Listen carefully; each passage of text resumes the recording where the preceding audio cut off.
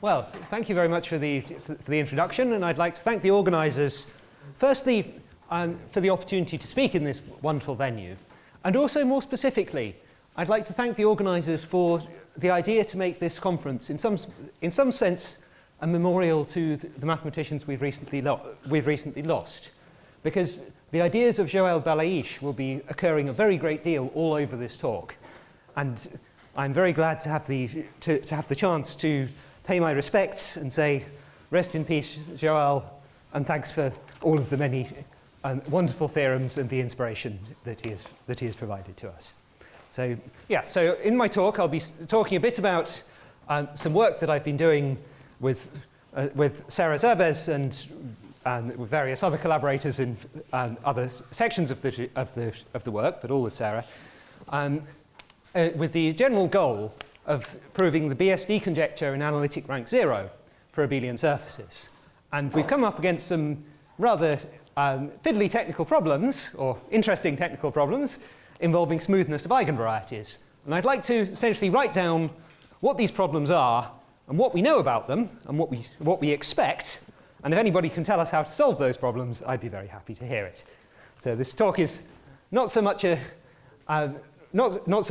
polished piece of finished research as an appeal for help to finish a project that we've got some way with, that we haven't been able to nail down.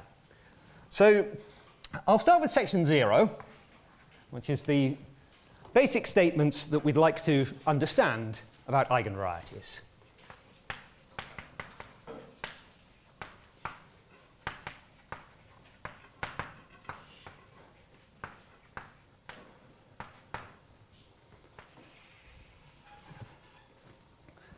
So we're interested here in systems of Hecker eigenvalues coming from automorphic representations of GSP4 over Q, or more classically, genus 2 Siegel modular forms.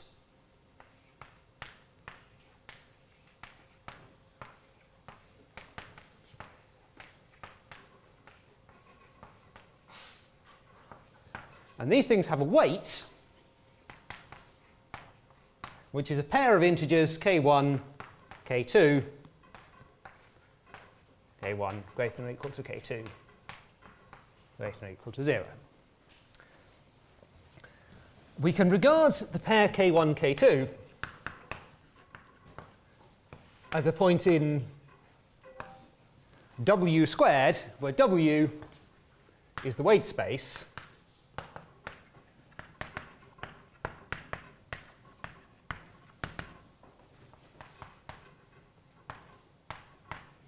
parameterizing characters of ZP cross. And these are its CP points, evidently, but it represents a functor. You can think of it as this, which is the union of p minus 1 open disks in CP. So the characters x goes to x to the n, give an embedding of z into W, and we think of the pair k1, k2 as being in W squared. And the eigenvariety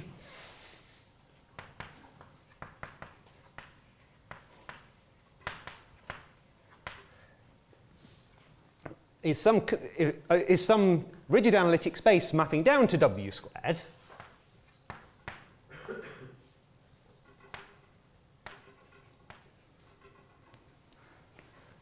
whose points over a sufficiently regular weight k1, k2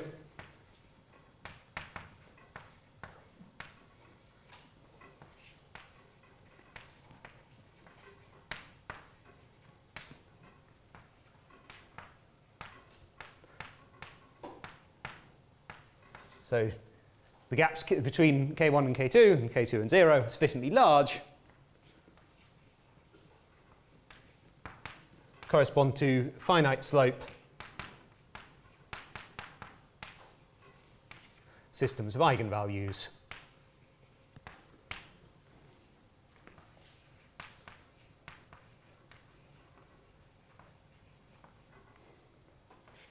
coming from GSP4.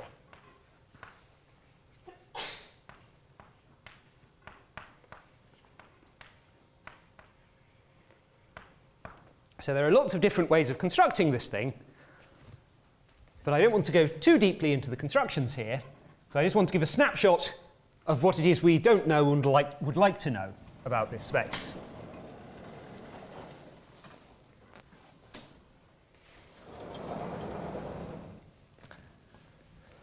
So if A over Q is an abelian surface,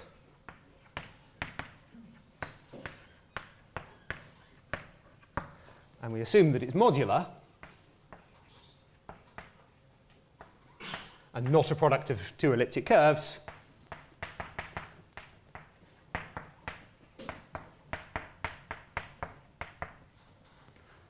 then we should get a point on this space E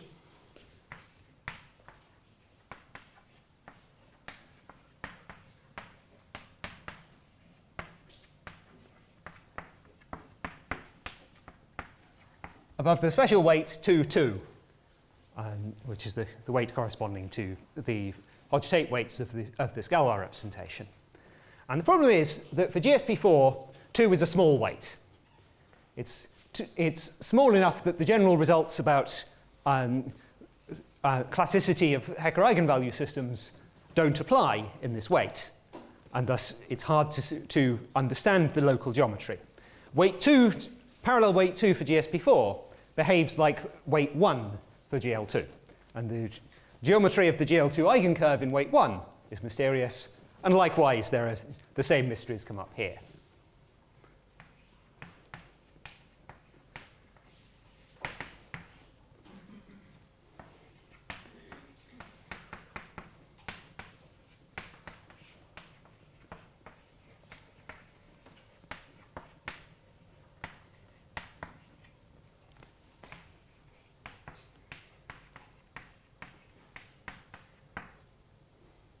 So what's the local geometry? And I want to single out two specific problems. Is E smooth?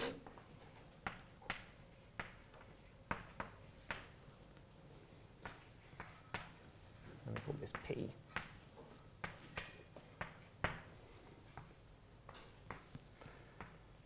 So this is a question about E alone, but if we remember that E is defined as a covering of something else, we can also ask about how W behaves. We can ask, is W étal at P?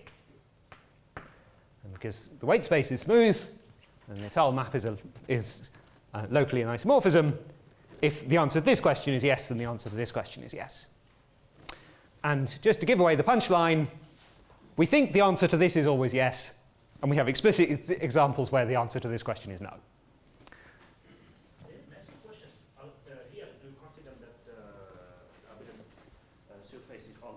For the two Heck operators above T? Or? I want a finite slope condition here. Okay. Yeah, so something with violently bad reduction I probably want to rule out. Okay. Yeah, I mean, what I'm saying, this could probably be relaxed, but let's assume ordinarity at P. Yeah, that's a good point, thanks.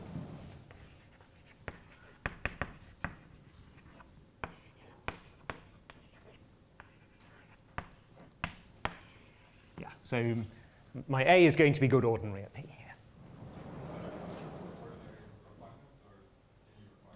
here. Speak up, sorry? Do you consider only the ordinary refinement, or do you also care about the other one? Only the ordinary refinement. But there might be several ordinary refinements, as you well know.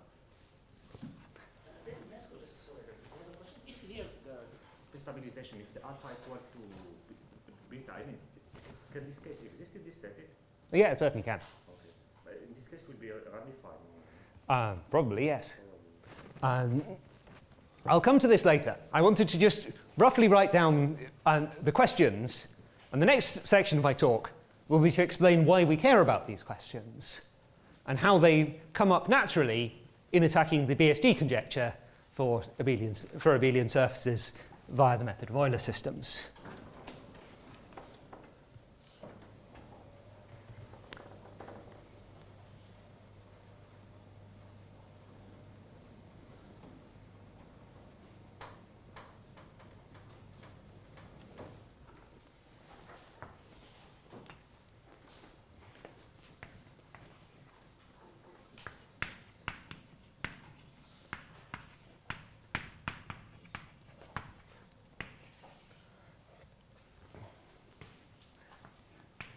So I'll just recall some definitions. I want to take V to be a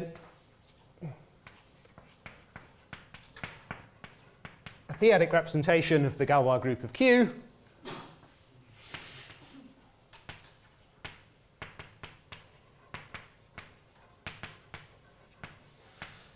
I want it to be geometric in the usual sense, so unramified almost everywhere, and de Rham at P. And then you can define various objects. You can define the Bloch-Kato-Selmer group, H1F QV.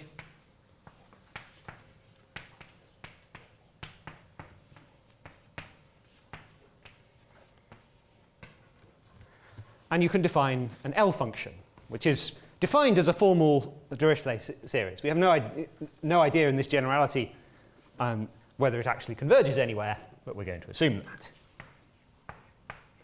And for technical reasons, I want to take the L function attached to the dual.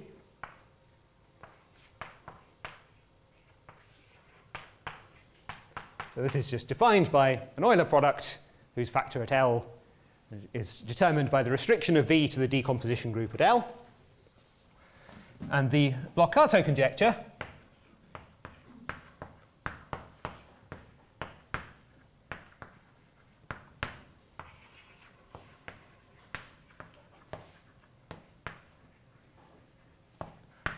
I'll write it down in a weak but very tidy form, which I learned from Joël's lectures at the Clay Summer School a few years back. The dimension of the Bloch-Kato-Selmer group minus a correction term, which is almost always irrelevant.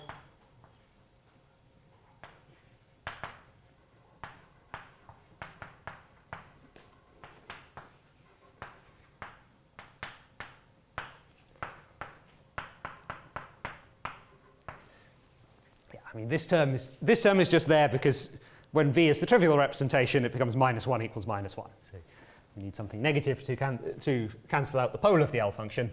But for the vast majority of V's that arise in practice, this is obviously 0, and it's a formula for the dimension of the Selmer group.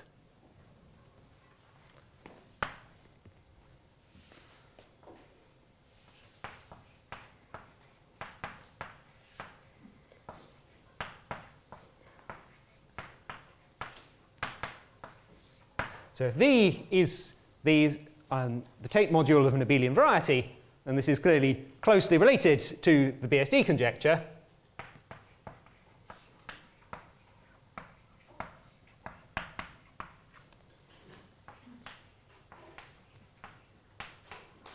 and if the analytic rank is 0,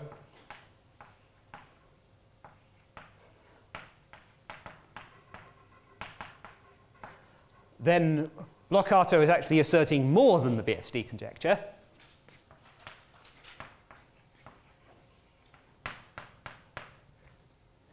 It's asserting both, in fact, the equivalent to a finiteness of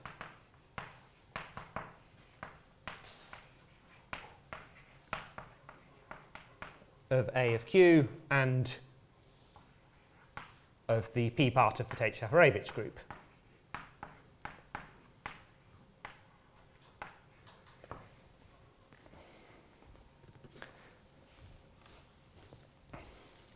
In higher analytic ranks, there's not quite a tidy implication between Bloch-Kato and BSD, but if you knew that the Tate-Shafarevich group was finite, then what was left of the conjectures would be equivalent. But in analytic rank 0, you actually do get this implication. Leave that here for a sec.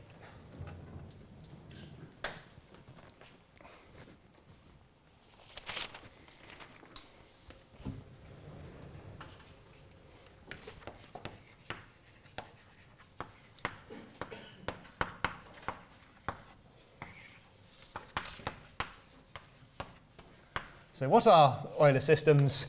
At the most basic, they're a tool for bounding Selmer groups.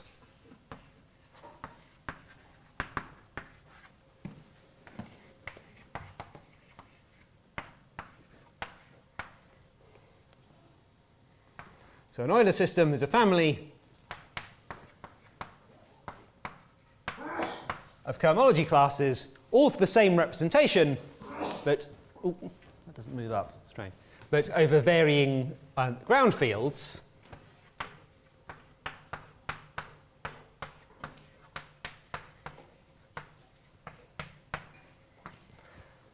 Satisfying some norm compatibility relation.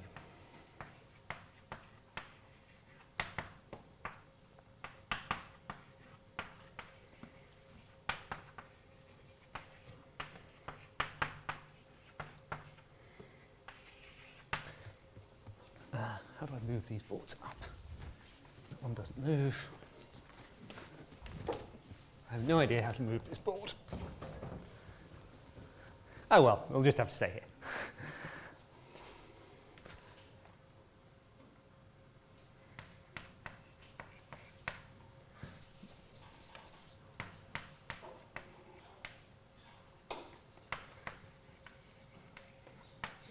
So here's a theorem due to many people, of whom Eigen is probably the key name, but many others have contributed over the years. If there exists an Euler system for V,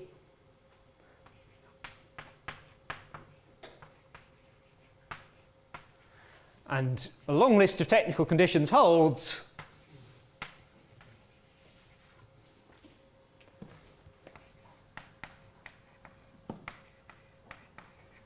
notably,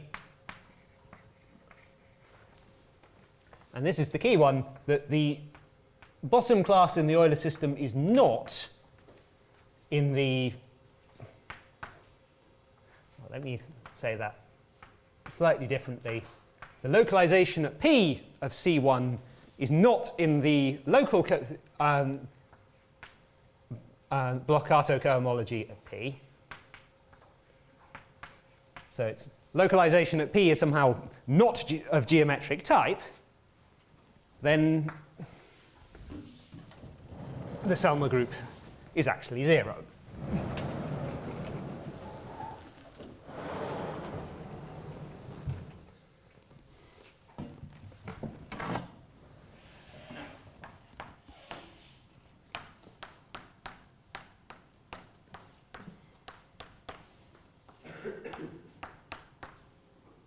So if you can construct an Euler system whose bottom class is not geometric at P, then you get control of the global Selma group.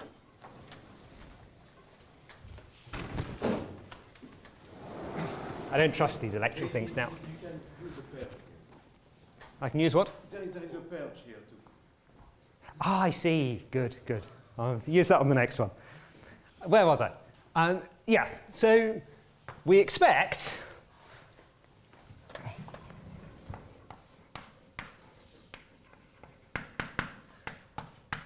if we're in a situation where the relevant L value is critical,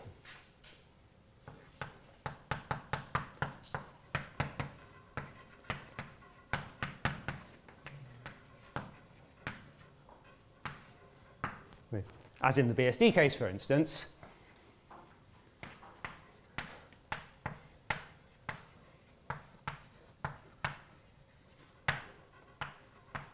then there should exist an Euler system such that the geometricity or otherwise of the bottom class is controlled by that L value.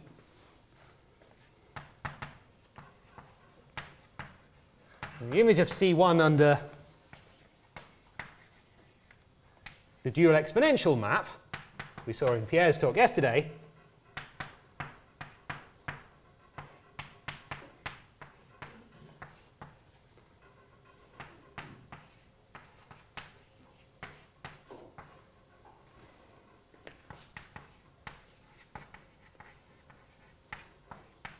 so the image of C1 under this local linear map on the cohomology at P should be related to the L value. And in particular, if the L value is non-zero, then the class is not in H1F, so this image in this quotient is non-zero, and we can run the machine to bound the Bloch-Kato Selma group. So we'd like to do something like this in the case of the v's coming from abelian surfaces. And this proves to be not so easy to do, but one can at least get somewhere. I should mention that this is more or less exactly what Kato did in order to get many wonderful results about the Iwasawa theory of modular forms and elliptic curves, using an Euler system coming from GL2, the Euler system we saw in Pierre's talk, and we're trying to generalize some of that to the GSP4 world.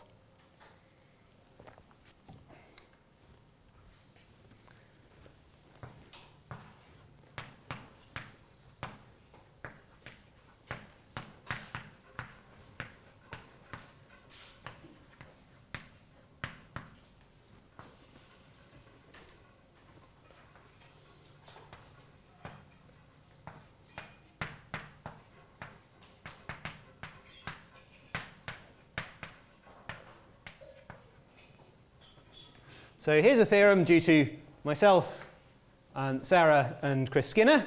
It's actually written several years ago, but was published this year in JEMS. For an automorphic representation of GSP4 that's sufficiently regular in its weight,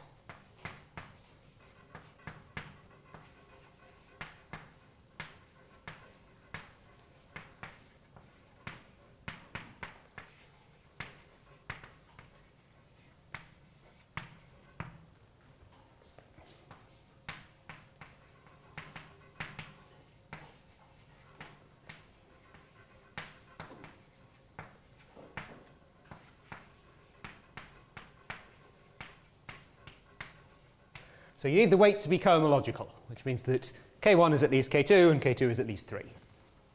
So this is the condition that makes pi contribute to the cohomology of Siegel modular varieties, which is the starting point for our construction.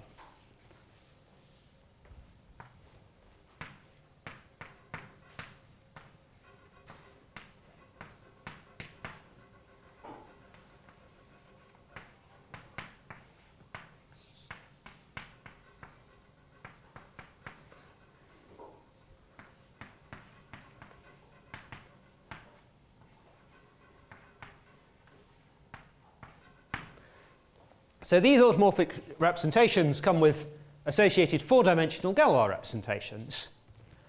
And this regular weight condition translates into the Galois representation having distinct Hodge-Tate weights. And under those hypotheses, we can construct an Euler system for these Galois representations coming from pi. Sorry? Yes. And there are also some other conditions. It should be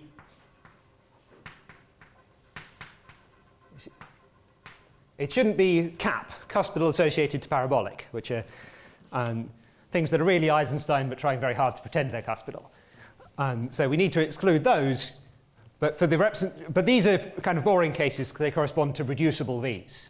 So the interest here is really on the pi's for which VP pi is not obviously reducible, and those are the other ones we home in on here. Right, which board shall I use next? I want to keep that board here, so I'm not going to write on that one.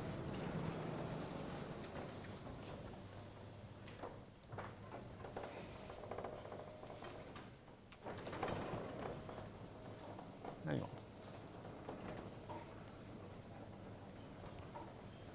Seems I can't move all these boards at the same time. This one drifts downwards. Yeah, so you can now read what I've just read. Sorry, my board technique has gone to pot during all these years of not giving lectures on real blackboards. Where's the eraser? Forgetting which boards to use in which order.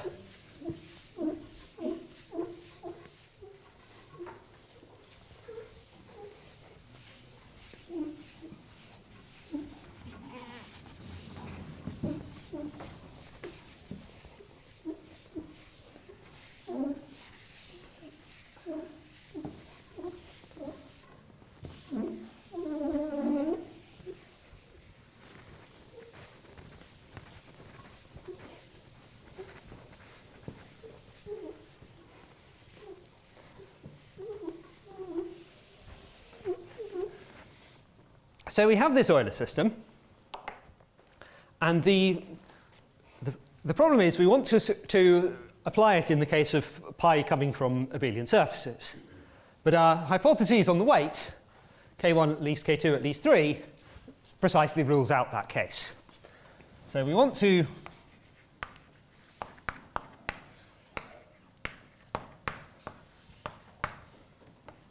get at the non-regular weight case.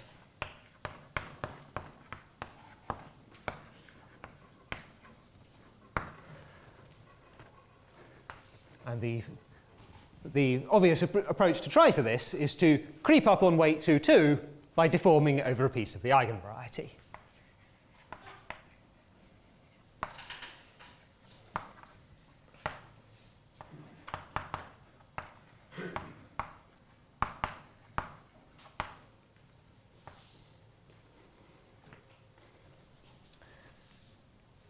So we want to know that the Euler system we've constructed varies analytically when you change the weights k1 and k2.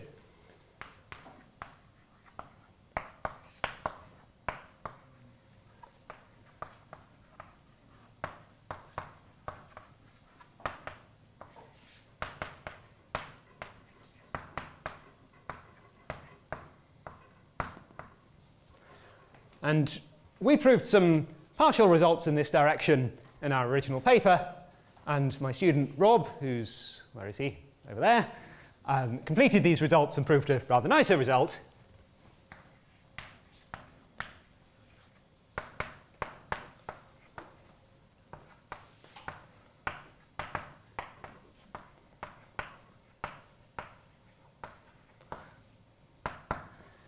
We can extend the Euler system to a family of Euler systems taking values in some sheaf of Galois representations on the eigenvariety.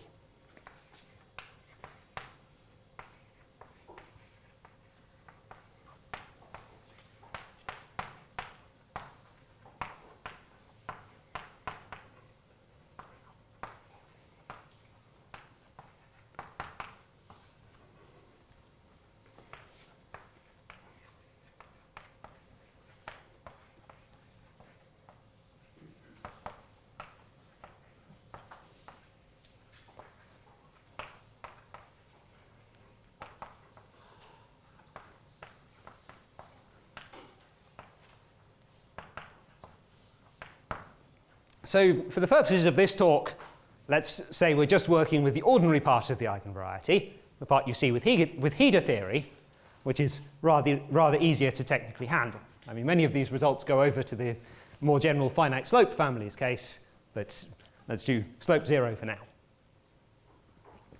So on this eigenvariety, we have a sheaf of Galois representations, which specializes at sufficiently nice points to the Galois representations of ordinary eigenforms. And we have a family of cohomology classes valued in this sheaf. So what we'd like to do is just specialize this whole shebang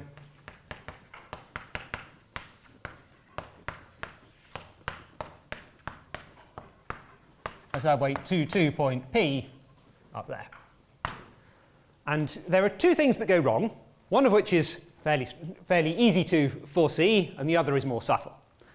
So we want to know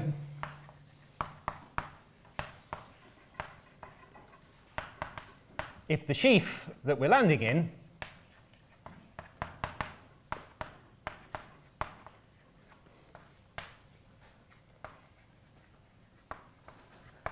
is going to give us the right thing when we specialize it at P, so we want it to be locally free of the correct rank in some neighborhood of P. And we also want to know, in this deformation and specialization process, can we maintain the vital link between the Euler system and the values of L functions? Because it's not much good if we get an Euler system but we can't give any criterion for it to be non-vanishing or anything like that. We need not just any Euler system, but one related to values of L functions.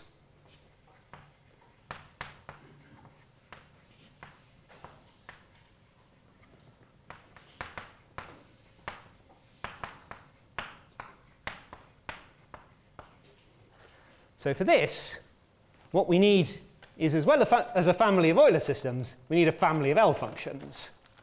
So we need a multivariable p-adic L function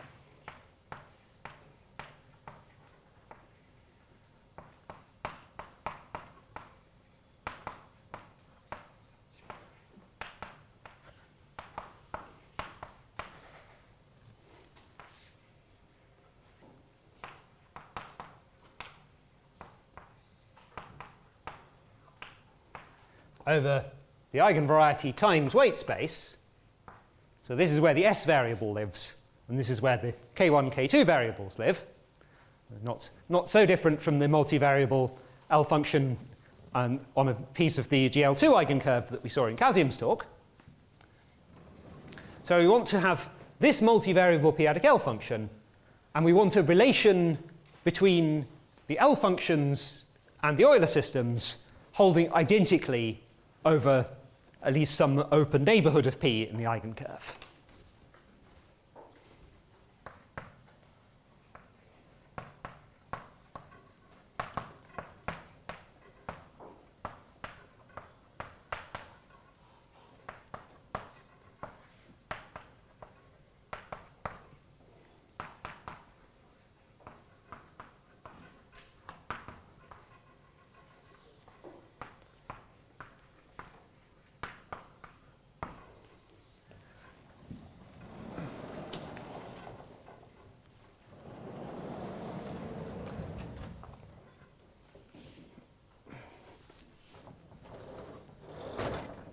Why does that happen?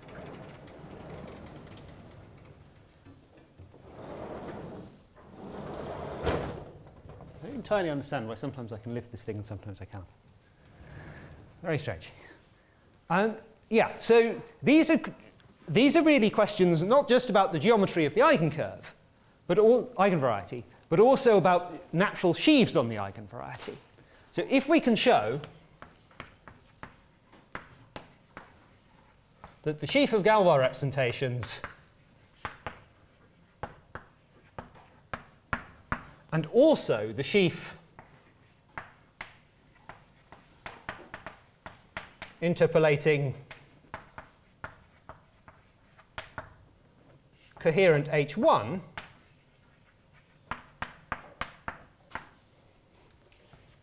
coming from higher Coleman theory. And this is something that you'll learn much more about in Vincent and George's talks later in this conference. If we knew that both of these sheaves were locally free of the expected ranks, then we could manufacture solutions to all of these problems.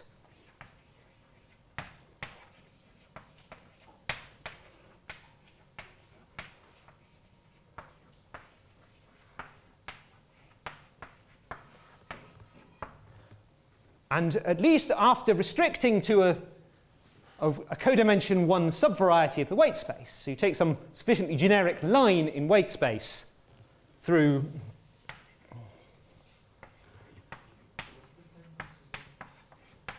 Sorry? What was the previous sentence?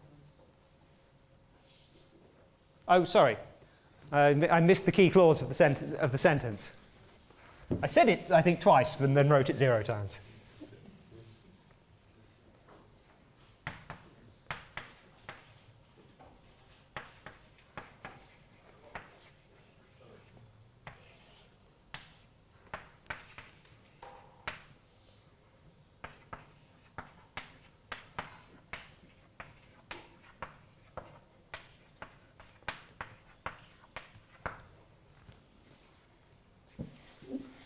Maybe I should do the next part on a different board. Maybe not. Maybe I'll do it here. So there's a slight problem that the geometry of surfaces is quite complicated. The geometry of curves is much easier. So we look at a line through K1, K2 of some fixed gradient.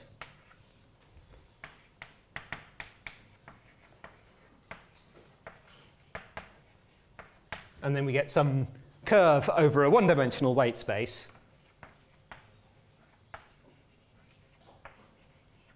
over a copy of W.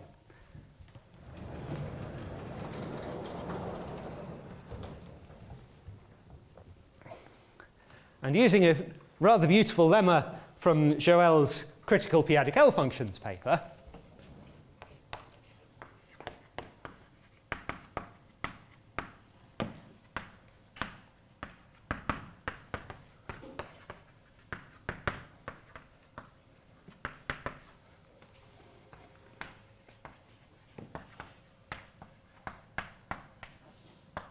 if the resulting curve is smooth at P, then you can modify the sheaves to get local freeness.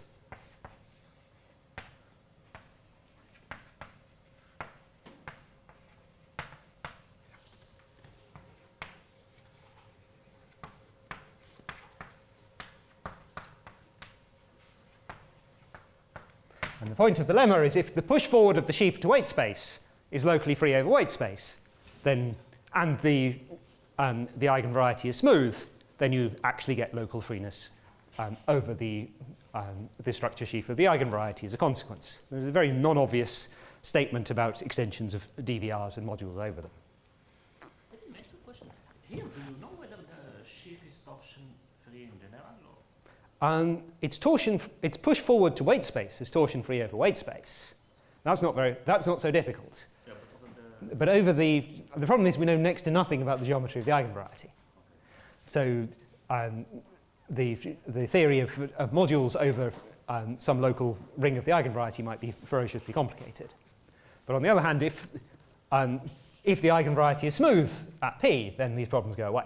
And that's why we care about smoothness of the eigenvariety. What do you mean by modified sheaf?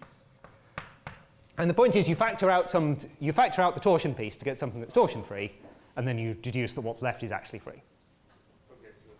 For your application, one-dimensional variation is fine? Yes, as long as you can choose the gradient reasonably generically.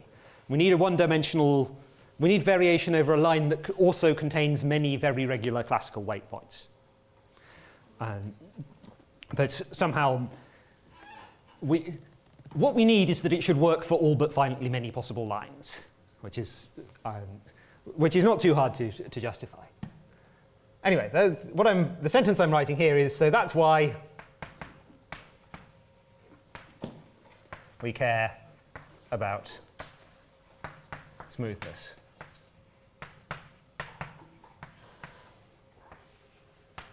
Of eigenvarieties.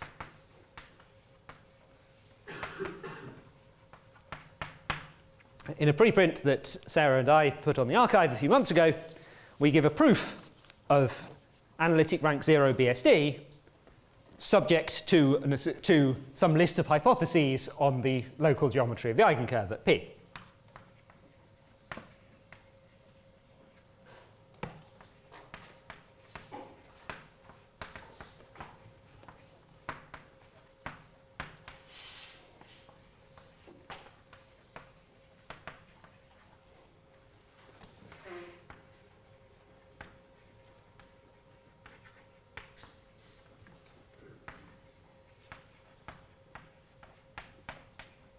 So what we need is something a little stronger than smoothness of E at P, but a little weaker than etalness of E over weight space at P, and somehow in between those, because we need these one-dimensional slices to be smooth as well. Can you imagine a situation where a slice will be smooth if the original thing is not? I mean, usually the slice gets worse, Exactly, yes. Yeah. This is why this thing is stronger than being smooth, but weaker than being etal.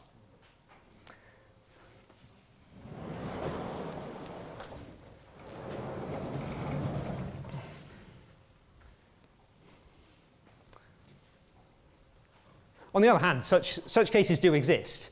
Take some horrendously singular curve, and then take the product of it with a copy of A1, and then take a slice through it along the A1 direction. And it's a stupid example, but it's an example.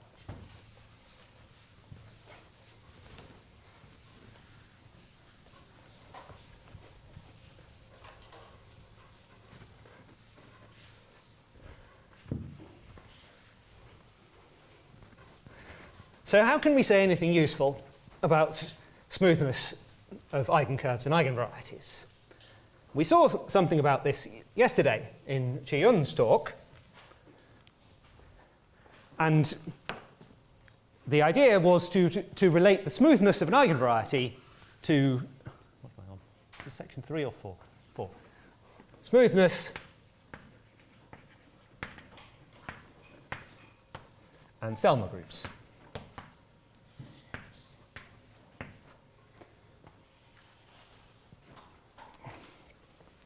So we expect that there should be some kind of R equals T theorem here.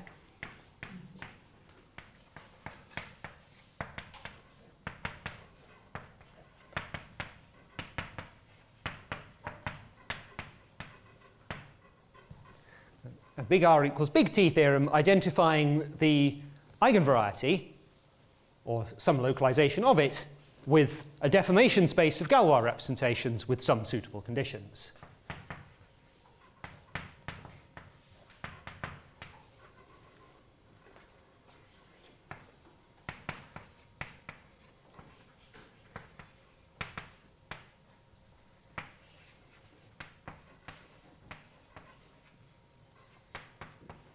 And if we have this, then the tangent space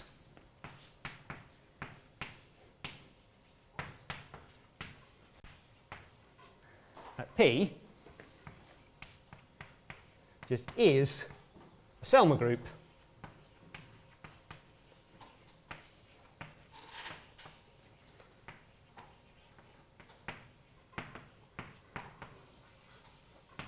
for the adjoint representation. So for GL2, this just meant the three-dimensional adjoint representation with underlying space, the Lie algebra SL2. And here it means the Lie algebra corresponding to SP4.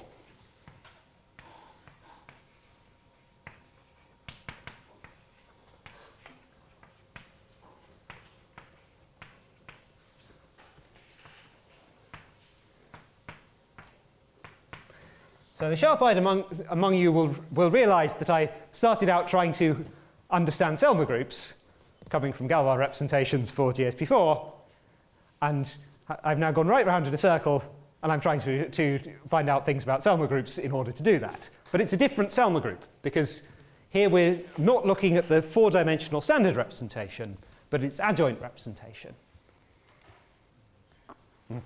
So we want to use information about this to study the tangent space.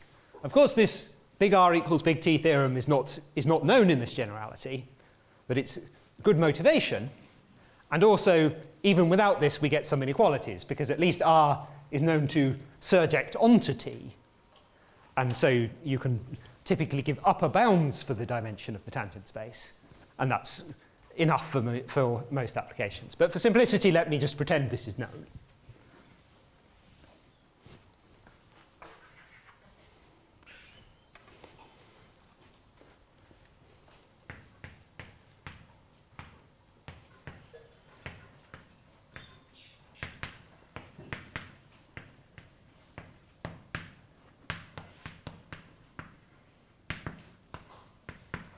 So here's a theorem coming out of lots of clever stuff in modularity lifting theory, which I don't pretend to understand, about adjoint Selma groups for abelian surfaces.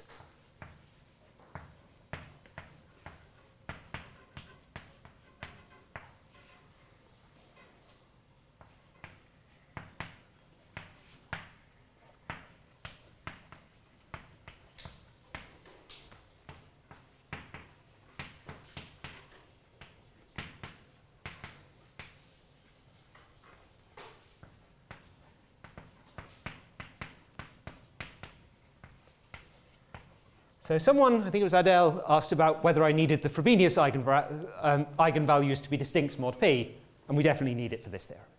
So there's some sort of P distinguished condition. And there are various other hypotheses being swept under the carpet here as well. Then we get that the Bloch-Kato-Selma group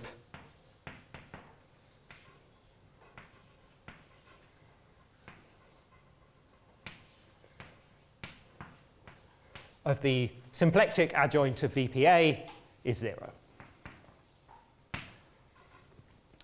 And what this tells us concretely in terms of deformation theory is there are no infinitesimal deformations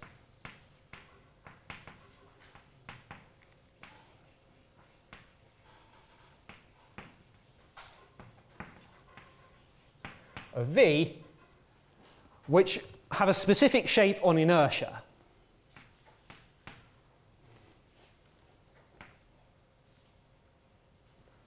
We call the deformation V tilde.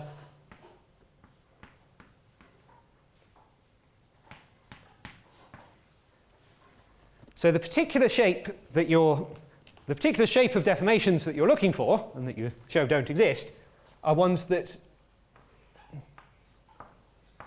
where the matrix of inertia, you have a 2 by 2 block which is the identity, some stuff up here, some stuff down here which is determined by the thing being symplectic, and something here. So this is just the conditions on the deformation which happen to correspond to the Bloch-Kato-Selmer conditions, and Caligari et al. Show that no deformations of this kind exist. What we'd like to do is modify this result, somehow walk from this result, which is about one kind of infinitesimal deformations of V, to a different kind of infinitesimal deformations that control the tangent space of the eigenvariety. So again, I want to keep this board around, because I'm getting close to the point where I can say something slightly fragmentary, but still something, about the questions up here.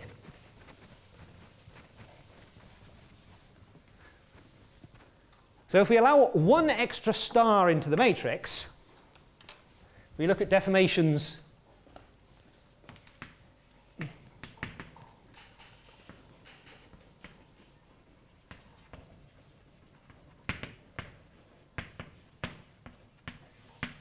of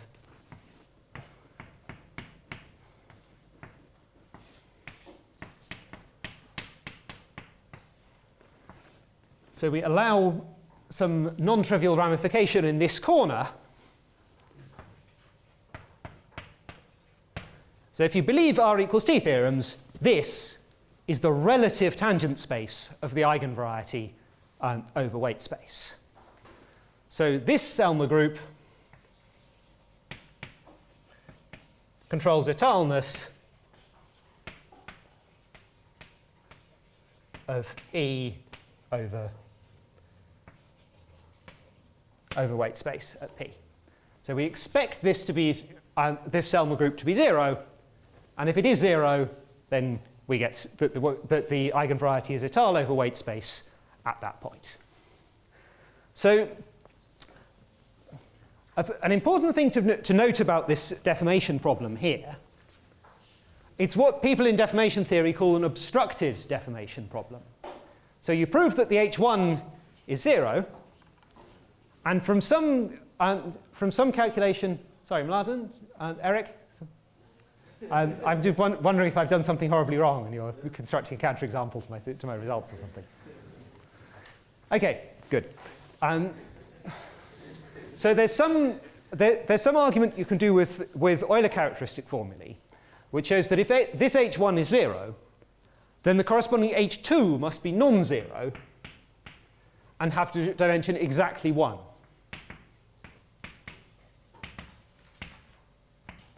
If this H2 were 0, then it would be an unobstructed deformation problem, and we would understand the cohomology of the adjoint representation essentially totally. But because we have this obstruction here, it's not so clear what happens. So when we change the local condition in this way, what happens is either the H1 goes up or the H2 goes down. The Euler characteristic has to change by 1, and that can happen in either of these two ways.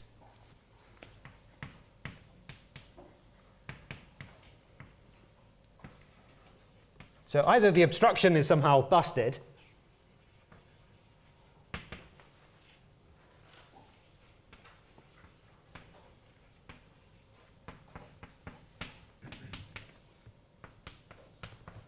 So the H1 and the H2 with these new local conditions are both 0, or the obstruction persists, and they're both one-dimensional.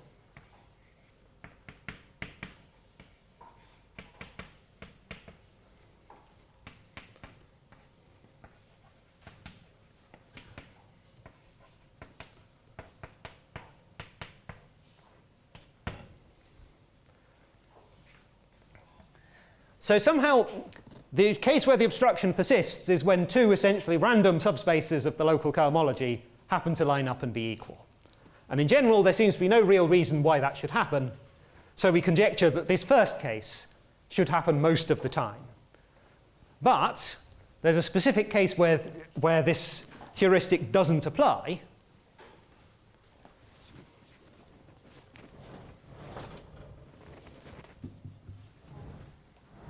Understand. Sometimes these boards move up and sometimes they don't. Yeah, so the exceptional case is when A is a restriction of scalars from an elliptic curve over a quadratic field extension. And this is certainly a very interesting case for BSD.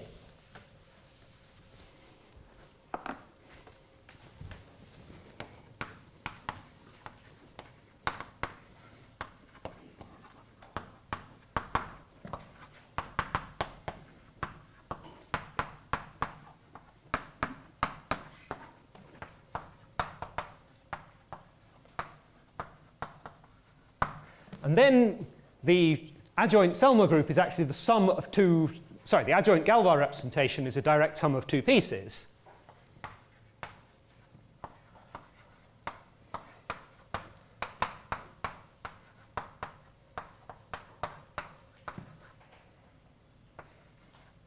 So this is going to be the two-dimensional representation over K, and there's plus an extra piece, which is the assi. And what you can show is that the obstruction has to live in this half, and we're changing the Selmer conditions going from that result to that result in this half.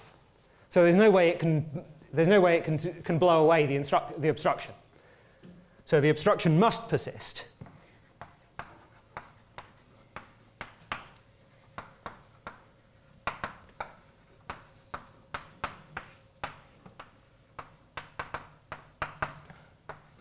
So the eigenvariety cannot be et al.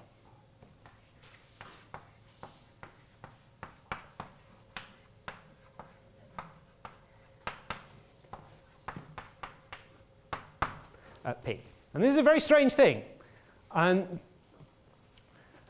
what I would optimistically guess, so this is a very, very wild conjecture,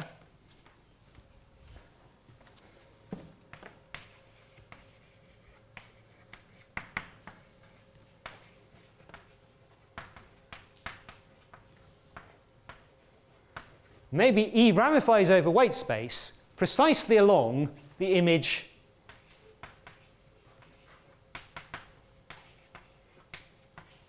of the GL2 over K eigenvariety.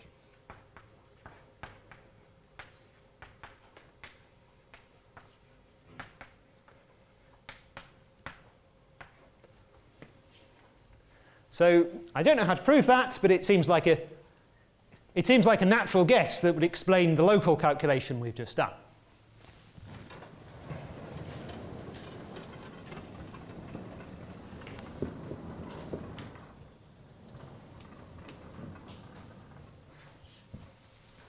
So that's a Selmer group that's related to the relative tangent space and thus controls etalness of the weight map at P. But you can also modify the local conditions a bit further and consider infinitesimal deformations.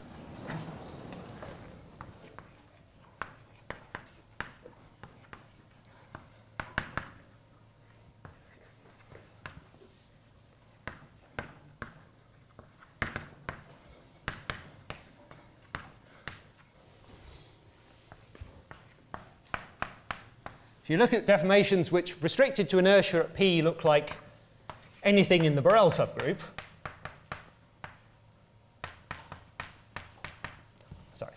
star as well.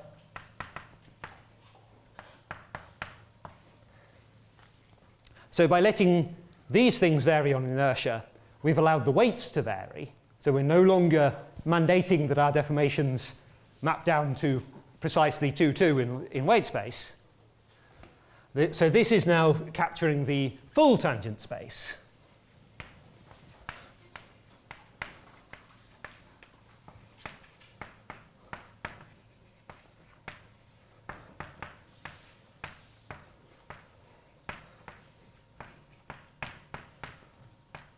So we've relaxed the local condition considerably further and given ourselves, hopefully, considerably more chance of getting rid of the obstruction, of killing this class in the H2 that's the obstruction to the deformation problem being well behaved.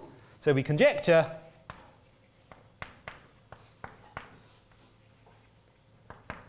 this deformation problem is always unobstructed.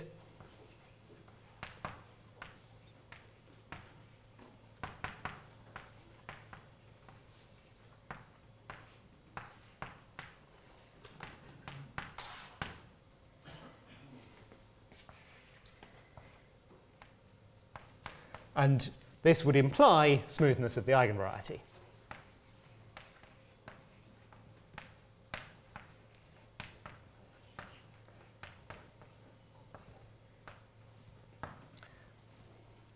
And it turns out that if you home in on this particular induced case, then now we've modified the local condition in 3 places, here, here, and here. So now this one lives in the aside term, but these two live in this factor of the adjoint. So this becomes equivalent to some statement about the smoothness of the eigenvariety for GL2 over K.